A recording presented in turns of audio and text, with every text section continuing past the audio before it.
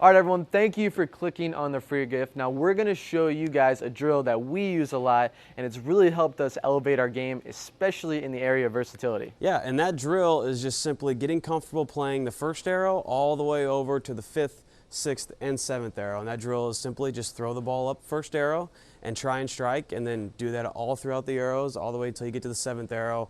And the thing is the way you have to throw it up the first arrow is different than how you have to throw it at the 7th, 6th, and 5th arrow. And the thing is oil is not stationary, and there's so many people that I've talked to in this world that just are very comfortable doing their one thing, and a lot of times that works. That's okay. But there's going to come a time where you're going to shoot 180, you're going to shoot 170, and you're just not quite sure why, and oftentimes it's because of that little bubble that we often get stuck in. Yeah. We experience it a lot to this day, and when we feel like when we're in that bubble, we go back to this drill. So Kyle?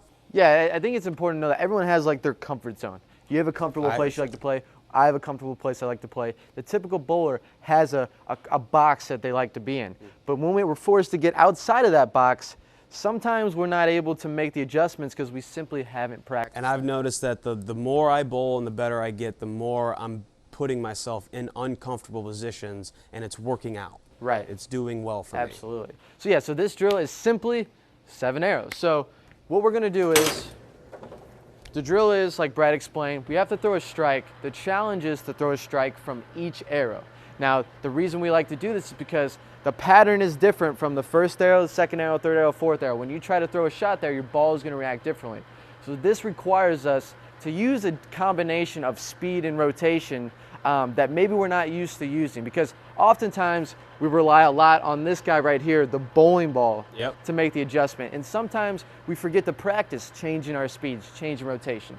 So this drill allows you, it forces you into an area of the lane where you have to constantly make changes and make adjustments. All right, let's see it. So we're just gonna start here on the first arrow. Now it's really dry.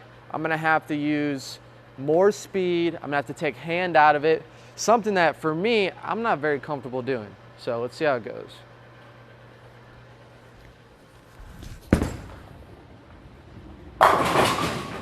Okay, so I hit the pocket there. I was actually pretty happy with that. Real quick, what'd you do to throw it harder? So for me, when I want to throw it harder, I scoot back a little bit on the approach and I quicken my feet. Okay. I want to build more momentum going to the line. Perfect. So what are you going to do right now? So off that, you know, that's actually that was actually not bad. It's actually a really good shot, because for me, I got to take hand out of it. I got to lessen my rotation, and it's just gonna be hard to get the ball to go through the pins. But that's kind of the beauty of this challenge, is it's hard. It's supposed to be hard. It's not supposed to be easy. This is practice. So what I'm gonna do is I'm gonna try to just get the ball a little bit higher on the head pin. If I hit it more, it's just gonna hook too early and get offline. So I'm just gonna stay on first arrow. Try to just get the ball a little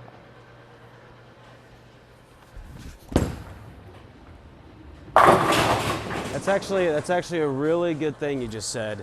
The more forward and the higher ball speed you have, and the more forward your roll is, try and get comfortable with getting the ball higher on the head pin. Yeah. The more forward and fast it's going, the lighter it is, like your first shot. You lift the 10 pin. Right. But sometimes it's hard to get comfortable seeing your ball creep up there a little high. Right. And it's a difficult adjustment to do. It is. So now we got the first arrow. We're gonna skip a few arrows, and I'm gonna go to the 5th arrow now. Now, obviously, for you guys practicing this drill, you're gonna go on each individual arrow. But for me, I'm gonna skip to the 5th arrow. Now, this is gonna require me to do something completely different. Yep. I'm gonna have to slow the ball speed down a lot, maybe 3-4 miles an hour. Might have to get around a little bit more to get the ball to shape. The angle of your body is going to be different. Angle of the body, I'm going to have a little bit more open angles, not closed. I mean, completely different shot. So here we go. 5th arrow. Now don't criticize me too much on my accuracy, guys. But this could be bad. But that's the point. And that's the point.